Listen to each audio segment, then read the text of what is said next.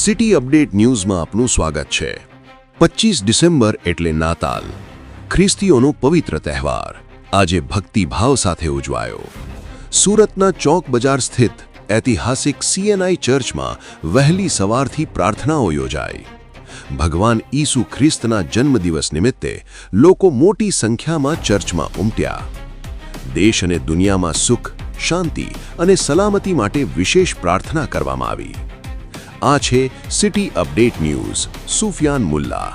જોડાયેલા રહો, કારણ કે હવે શહેર નહીં સમગ્ર દેશ કહેશે, આ છે સિટી અપડેટ ન્યૂઝ।